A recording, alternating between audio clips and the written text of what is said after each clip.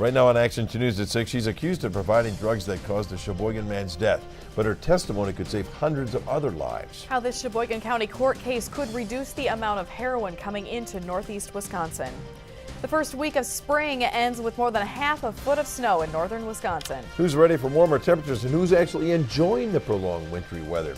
Plus, they risked their lives for our country, but many Vietnam veterans didn't receive a warm welcome when they returned home. How a northeast Wisconsin veterans home is showing it's never too late to say thanks.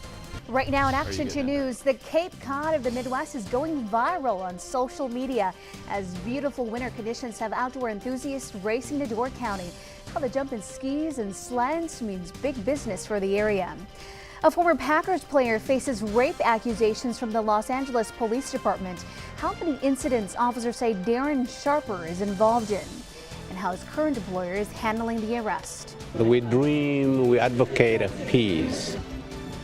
Plus, the Green Bay community celebrates life by remembering a tragic death. We take you to NWTC's ceremony for civil rights leader Dr. Martin Luther King Jr. Live with coverage you can count on. This is Action 2 News HD at 5:30. Good evening. You're looking out live over the Fox River in Green Bay, where some of the last rays of today's clear sunshine are bathing northeast Wisconsin. Though the lakeshore remained in the 30s today, residents inland saw numerous signs of spring as they enjoyed temperatures well into the 50s.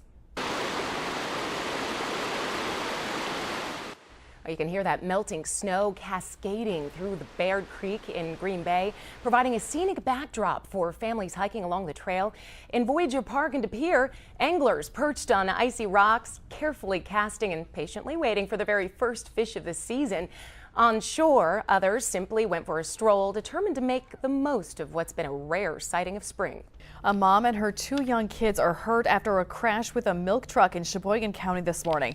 Officials say the 30-year-old Sheboygan Falls woman's SUV and the milk truck crashed in a town north of Sheboygan, leaving a mangled mess. Authorities say the woman was flown to Anita Hospital for her injuries. Her children were taken to a Sheboygan hospital with minor injuries. The 47-year-old Manitowoc man driving the milk truck was not hurt. That crash remains under investigation. A Hilbert man will spend 8 years behind bars for causing the deaths of two motorcyclists in 2012. Fond du Lac County judge sentenced 27-year-old Clinton Lovelace to the prison time, followed by 22 years of supervision. Authorities say Lovelace hit 10 bikers in the town of Taycheedah in May of 2012 while driving under the influence. 2 died, 8 were hurt. 11 family and friends spoke today at the more than 6-hour hearing. My son Douglas was one of the motorcyclists that died as a result of Mr. Lovelace's actions. Mr. Lovelace has caused so much pain and suffering for so many people and families, and has repeatedly used drugs. Lovelace was convicted of 2 homicide and 3 reckless injury counts last September. Nearly 13 years ago, this was the scene in New York City. Emergency crews racing to rescue victims from the burning rubble of the World Trade Center. Today, a very different and a much calmer scene as President Obama dedicates the 9/11 Memorial Museum. And in our top story at noon, we take you to New York City, where a nation remembers the lives of those lost in the attacks.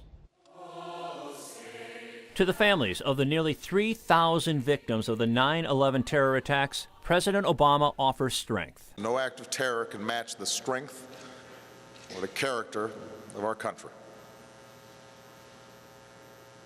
Like the Great Wall and bedrock that embrace us today, nothing can ever break us. Nothing can change who we are as Americans. To the firefighters who survived entrapment in the tower's wreckage, he offers thanks and admiration. It is an honor for us to join in your memories,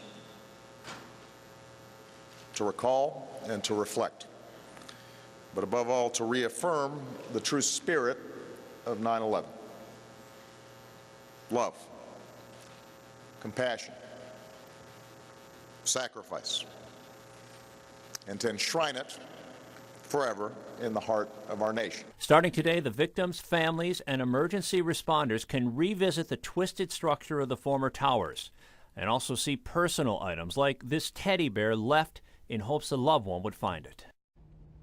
The museum opening to the public later on this month. Well, the promise of for better or for worse turns out to be mostly better, at least when it comes to your health. A study finds that married people are less likely to suffer from heart or blood vessel problems. Research evaluated 3.5 million Americans of all ages. Experts say married people have a 5% lower risk of cardiovascular disease, regardless of other factors such as high cholesterol and diabetes. Now, those who were divorced, according to this study, they had the highest risk of problems.